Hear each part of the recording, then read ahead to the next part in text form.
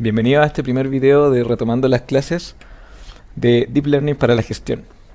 Bueno, yo les dije que iba a empezar a subir los videos un poco de tiempo antes, un par de días atrás, pero tuve algunos problemas técnicos con mi computador y luego de instalar algunos drivers y conseguirme un micrófono, creo que ahora sí los videos tienen suficiente calidad como para verse de manera correcta. Primero quería decirle disculpas por la demora. Y bueno, este primer video corresponde a lo que íbamos a ver en la semana en la cual terminamos, que era la semana 4, en el sentido de que era nuestra cuarta semana de clase. Estas semanas nos tocaba ver lo que son las celdas LSTM utilizadas para redes neuronales recurrentes para hacer modelos un poco más avanzados acerca de ellos. Entonces, este primer video va a ser un video que hablamos sobre la celda LSTM y posteriormente vamos a entrar, que también era materia de esta semana, o de la semana en la cual quedamos, en lo que es la introducción al Natural Language Processing, en procesamiento del lenguaje natural, pero va a ser una pequeña introducción que va a dejar un poco más claro el cómo se trabaja con palabras cuando estamos en una red neuronal. Antes de empezar quería hacer un pequeño repaso acerca de lo que vimos en la última clase. La última clase hablamos sobre lo que son las redes neuronales recurrentes y bueno, quería entrar primero, recordar este ejemplo en el que intentábamos generar texto a partir de una red neuronal y como yo les dije, cada una de las letras se podía codificar en un vector. Bueno, en el siguiente video vamos a ver cómo codificar palabras y cómo hacerlo de una manera mucho más semántica. Ahora, por otro lado, me gustaría que recordemos lo que son las redes neuronales recurrentes. Y para eso vamos a ver este dibujo que está aquí. Recordemos que una red neuronal recurrente se caracteriza porque toma señales que son secuenciales. Las X que están acá corresponden a una secuencia en pasos temporales, es decir, en pasos que yo puedo organizar. Por ejemplo, una serie de texto, una oración de texto, yo la puedo diferenciar como diferentes palabras que van una tras de la otra. Por lo tanto, cada uno de estos X corresponde a una palabra específica. Por ejemplo, hola, ¿cómo estás? Podría ser una secuencia de 3 palabras que ingresa a la red. Y la red, en cada palabra que vaya tomando o cada input temporal, va a ir generando un estado oculto con el cual se pueden hacer dos cosas. Uno, transferir información hacia adelante y por eso la recurrencia. O dos, generar un output en dicho paso temporal. Y con esto nos permite pasar de secuencias a secuencias o al mismo tiempo de secuencias a valores binarios o números o categorías. Entonces, como podemos ver, o como le habíamos visto en algún momento, una red neuronal recurrente también se puede pasar a una red un poco más profunda a través de capas. Por ejemplo, en el dibujo que tenemos acá, podemos ver que esta red tiene 3 capas siguiendo la misma arquitectura que habíamos visto al principio. En cada input X va a generar 3 estados ocultos, donde cada estado oculto va a tener información tanto del estado oculto del paso anterior, o también de los estados ocultos de las capas inferiores. De esta manera, la red va a tener muchas más neuronas y mucha más capacidad para generar funciones afines a lo que estamos tratando de predecir o clasificar, pero al mismo tiempo esa mayor cantidad de neuronas entrenables permite que los resultados sean mucho mejores. Entonces, una vez recordado lo que son las redes neuronales recurrentes, podemos entrar a lo que corresponde a la clase de esta semana, que es, la semana es redes neuronales recurrentes con LSTM y Natural Language Process básico.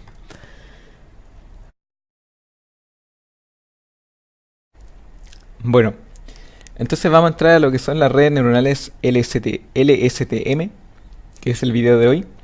Y antes de comenzar quería hacerle una pregunta. Pensemos en las redes neuronales recurrentes, las cuales acabamos de ver, de recordar.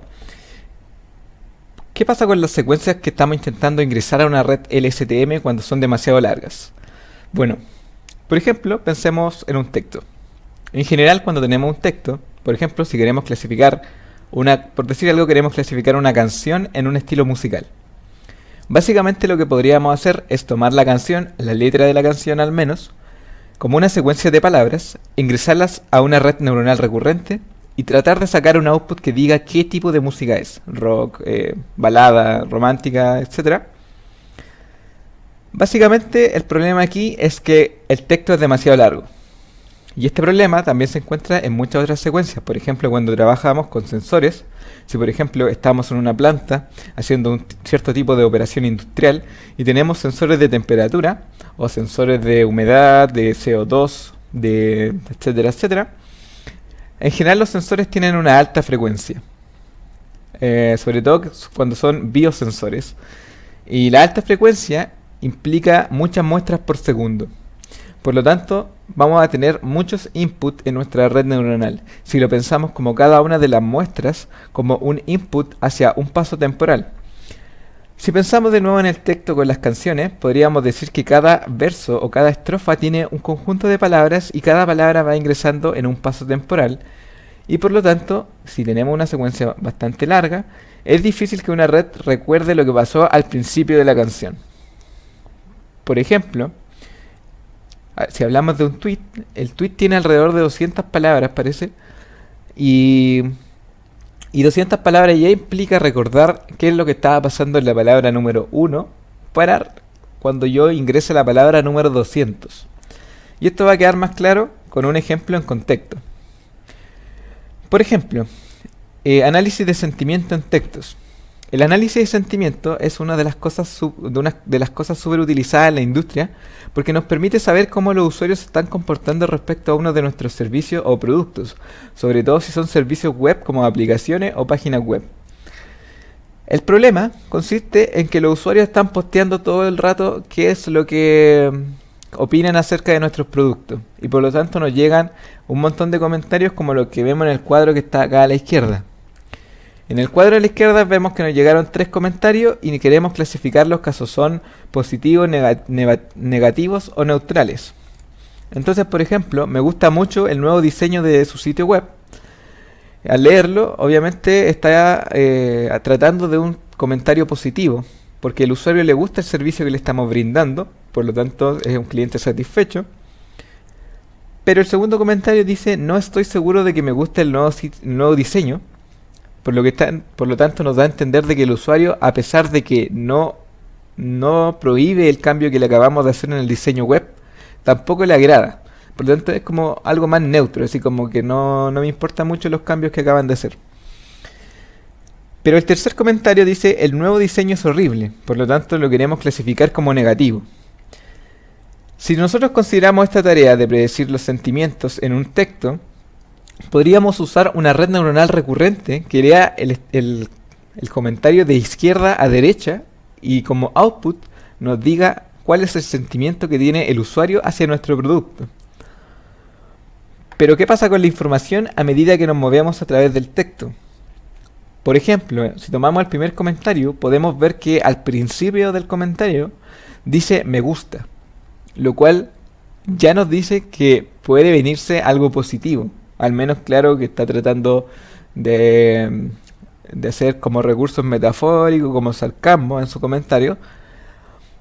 Pero el hecho de que diga al principio me gusta, deberíamos recordarlo a través del tiempo. Entonces, pasan 3 cosas generalmente. Lo primero es que hay palabras que importan mucho para la tarea que estamos desarrollando. Por ejemplo, la palabra gusta o horrible ya entregan pistas acerca de cómo es el comentario. Por lo tanto son palabras que tienen un fuerte peso en lo que estamos tratando de clasificar. Pero hay palabras como es o el que en general no aportan información. Por lo tanto me gustaría que la red neuronal, a medida que vaya recorriendo el comentario de izquierda a derecha, sea capaz de recordar palabras importantes como gusta y olvide palabras que no tienen mucho significado como él y almacene la información de manera selectiva, que es el punto número 3.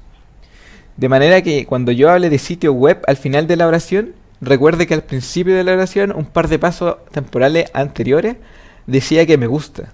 Y por lo tanto yo puedo clasificar a ese comentario como un comentario positivo. Entonces, si yo tengo, volviendo al tema de las canciones, si yo tengo una canción que parte como me gusta el rock, el maldito rock, siempre me lleva al diablo, etcétera, yo con esas partes y luego al final de la canción dice, no sé, cualquier cosa, a mí me gustaría recordar que me gusta el rock, por lo tanto implica que la canción es fuertemente, tiene fuertes probabilidades de que sea rock. Pero si la canción es muy larga y ese verso lo dice en una parte y la canción continúa, continúa, continúa, va a llegar un momento en que la red se olvidó de esas palabras. Se olvidó porque el contexto cambió demasiado. ¿Se entiende? Si por ejemplo este comentario fuera mucho más largo, el me gusta, cuando yo voy ingresando las palabras, primero me, se genera un contexto, un estado oculto, ¿verdad? Gusta, se genera otro estado oculto que tiende a ser positivo, mucho, y así va generando, actualizando, actualizando el estado oculto. Si le ingreso muchas palabras, la actualización va a ser tal, tal, tal, tal, que en algún momento la actualización olvide las palabras iniciales. Espero que así se haya entendido un poco mejor lo que quiero decir. Y esto, en general, se asocia con lo que son los problemas de dependencia de largo plazo. Los problemas de dependencia de largo plazo tienen que ver con lo que hablábamos cuando hablábamos de redes neuronales feed-forward, con muchas capas. Podríamos hacer un símil con las redes neuronales recurrentes con muchos pasos temporales. En general, cuando tenemos muchos pasos temporales, recordemos que aquí los parámetros en cada paso temporal son los mismos, pero se van actualizando en función de lo que yo le voy ingresando en dicho paso temporal. Por lo tanto, cuando yo le ingreso la palabra sitio web, va actualizando los mismos parámetros que cuando yo ingreso las palabras me gusta. Por lo tanto, suele pasar que al final de la oración, las palabras que van al final de la oración hagan que el gradiente se mueva mucho más que las palabras que van al inicio de la oración, por regla de la cadena, como se va propagando hacia atrás, se propaga, cambia mucho, hace una dirección muy grande para el cambio de parámetro, luego cada vez menor, menor, menor, menor, y se va desapareciendo, o lo que se llama desvaneciendo el gradiente a través del tiempo. Y por otro lado también puede explotar. Y eso se refiere a que como se va moviendo a través del tiempo, los posibles caminos que pueden tomar los parámetros para actualizarse tienden a tomar valores que explotan. Básicamente los gradientes crecen demasiado. Entonces nosotros nos gustaría que la red recurrente sea un poco más estable, sobre todo en secuencias mucho más largas. Y bueno, otra cosa importante es que las redes neuronales buscan generar funciones no lineales. Por lo tanto, si tengo muchos pasos temporales o muchas capas, en general las funciones no lineales se van componiendo y van generando funciones mucho menos lineales, lo cual también hacen que los gradientes empiecen a moverse hacia todos lados. Entonces nos gustaría que la red neuronal recurrente sea un poco más estable. Y antes de entrar a ver cómo hacer que sea más estable o cómo hacer que pueda ser más útil en este tipo de problemas, quería hacerle una pregunta. Acá hablo de tres cosas que son Handwritten Recognition, Speak Recognition y Machine Translation. Bueno, ¿por qué sería útil en estas áreas hablar de una red neuronal recurrente y por qué sería útil mejorar su estabilidad? Bueno, empecemos con Speech Recognition. Speech Recognition corresponde a que yo estoy hablando, grabo el audio y el audio, la señal de audio la paso, por ejemplo, a texto. Puede ser, por ejemplo, si yo quiero generar subtítulos de un video o algo por el estilo. Sería útil tener una red neuronal recurrente porque en general las señales de audio también son pasos temporales en la que cada paso temporal voy teniendo una muestra en decibeles, por decir algo. Pero al igual que el texto, va a haber ciertas dependencias entre lo que yo voy diciendo y lo que dije anteriormente. Porque el lenguaje de por sí ya trae cierta estructura.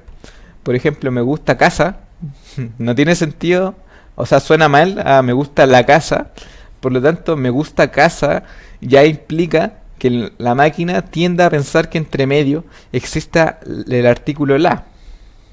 Por lo tanto, sería útil ir recordando información de manera selectiva en un audio también. Lo mismo pasa en un Machine Translation. En general uno habla de traducciones de texto, por ejemplo, de español a inglés. Me gustaría mucho saber selectivamente qué es lo que parte en la oración, lo termina en la oración, para poder ir generando la palabra en otro idioma de manera congruente. Y el Handwritten Recognition es básicamente lo mismo, pero como que yo escribo a mano y eso que escribo a mano lo puedo pasar a, a texto o puedo hacer clasificaciones o qué sé yo.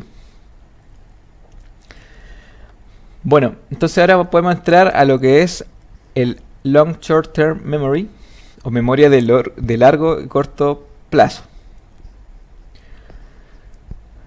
Ok, bueno, en simple es esto que vemos acá.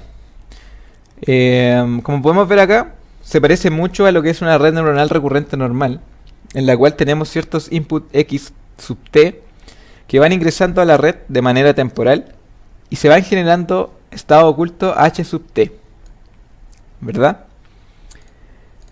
¿Cuál es la principal diferencia? Que aquí no pasamos directamente desde x a h, es decir, el paso de x a h implica una caja verde que se llama A, que corresponde a la celda LSTM. Lo que quiero que se queden, con lo que quiero que se queden en esta diapositiva es que x no pasa directamente a la tangente hiperbólica. ¿Se acuerdan que x se activa y automáticamente se genera un estado oculto h? En este caso, x va fluyendo a través de puertas.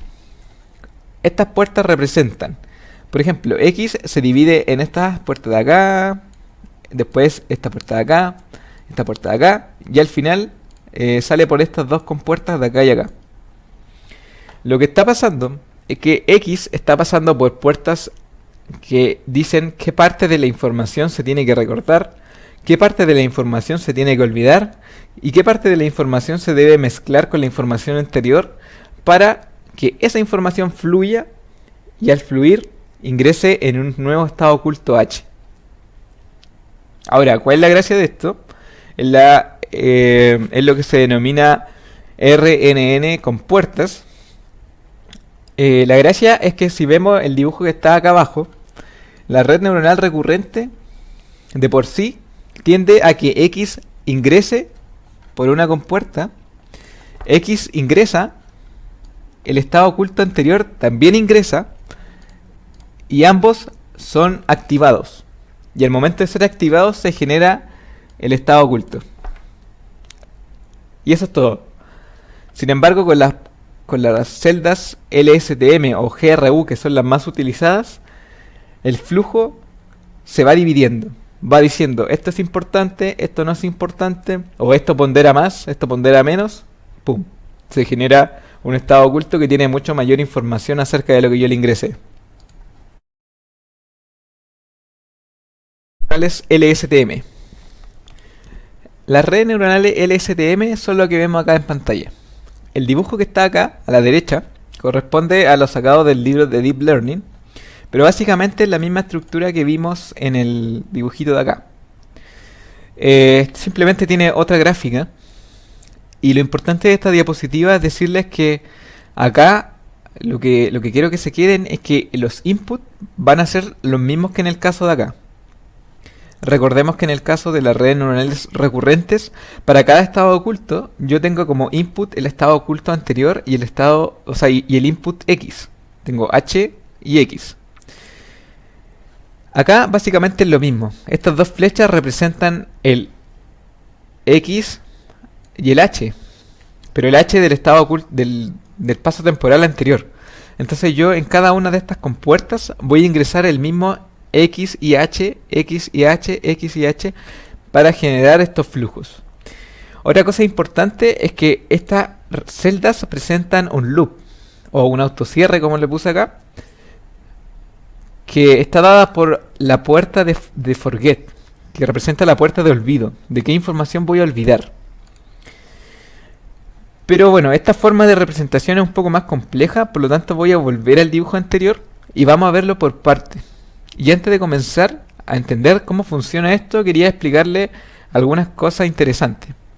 Lo primero es que acá podemos ver que el ingreso, bueno, como se lo acabo de decir en la diapositiva anterior, lo que ingresa en cada una de estas celdas es el X representado, el X del tiempo, ese XT que está ahí.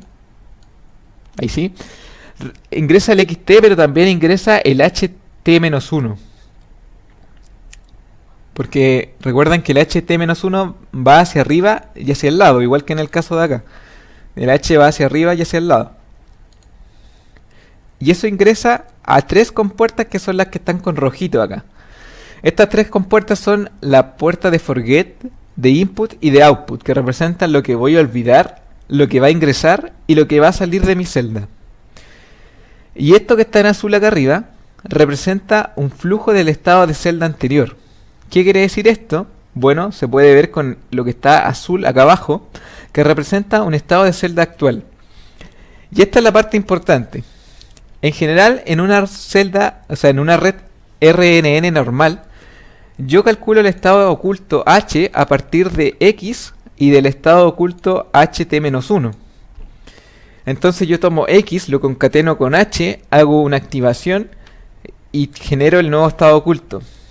En este caso, yo voy a generar primero un estado de celda, y con ese estado de celda yo lo voy a activar para generar un estado oculto. No es directamente de los inputs que voy a generar el estado oculto, sino que primero voy a generar un estado de celda que represente cómo está la celda LSTM, y con ese cómo está la celda voy a activarlo para generar el estado oculto. Va a quedar más claro ahora cuando veamos el flujo.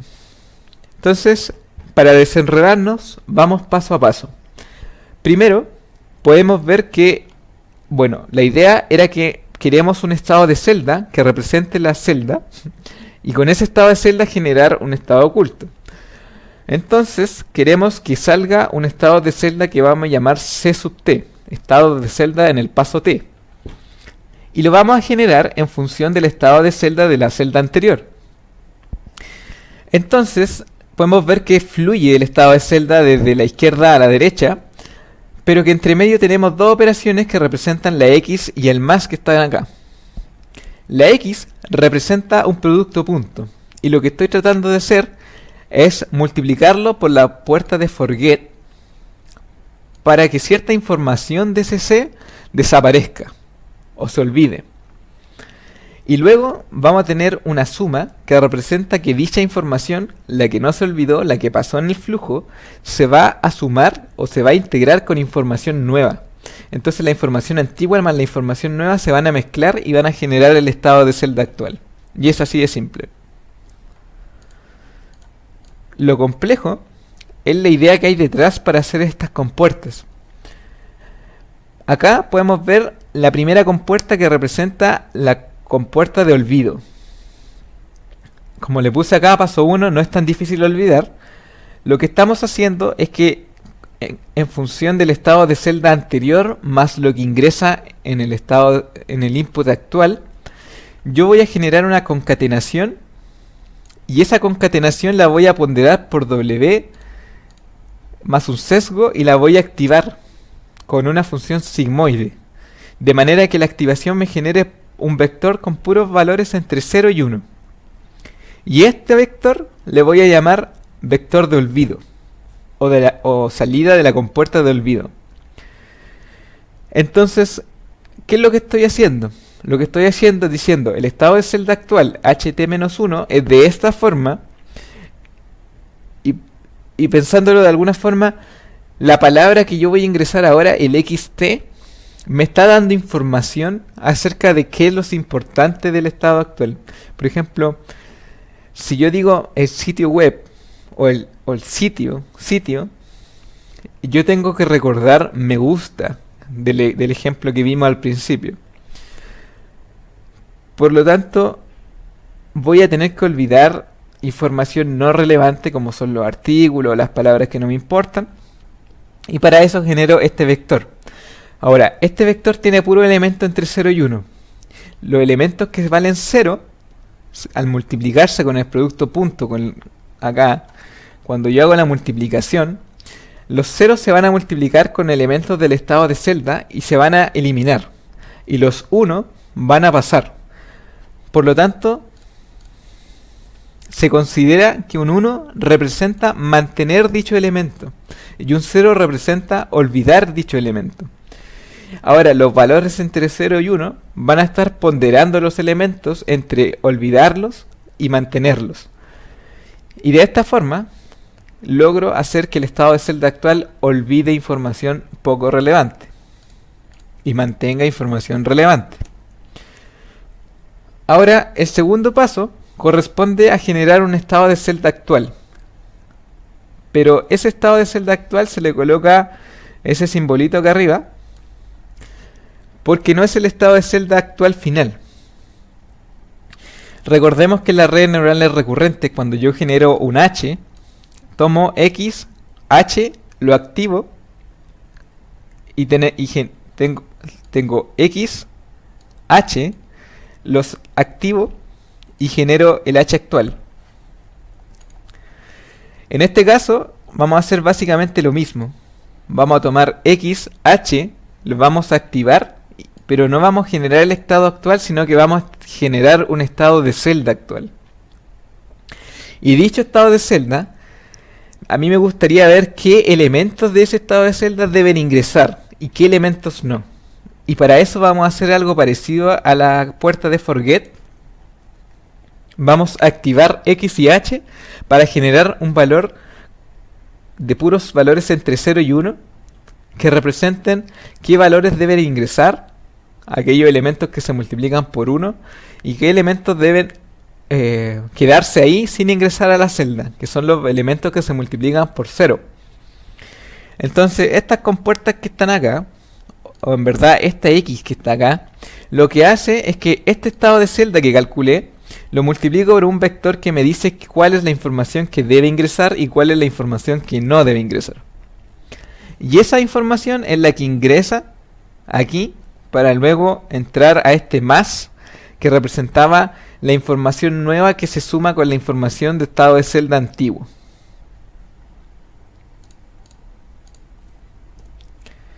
Entonces, ya el estado de celda anterior va a pasar por una parte de olvido y una parte de integración de nueva información para generar el estado de celda actual.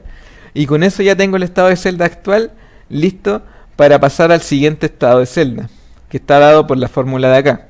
Estado de celda anterior multiplicado por lo que voy a olvidar, más el estado de celda que calculé actualmente multiplicado por qué es lo que va a ingresar. Entonces, esta parte de acá, ¿para qué sirve? Bueno, básicamente el estado de celda C es el que genera el H, pero el estado de celda C yo lo tengo que activar para generar el H. Entonces yo cuando lo activo con tangente hiperbólica genero un H, pero ese H me pregunto, ¿qué es lo que va a salir de ese H? Es como otra compuerta que representa el O. Y este O me está diciendo valores de nuevo entre 0 y 1 que representan qué cosas se van a olvidar de alguna forma y qué cosas se van a mantener al momento del output. Y este vector de puros valores entre 0 y 1 se calcula de igual forma que las compuertas anteriores. Y por lo tanto esta compuerta me genera un estado oculto H final con el cual yo puedo calcular el output y con el cual yo puedo entregar ese H para el siguiente paso, como podemos ver acá. Podemos ver que el H va hacia arriba y hacia la derecha, porque eso representa, al igual que acá, que va hacia generar un output o hacia generar un nuevo estado oculto.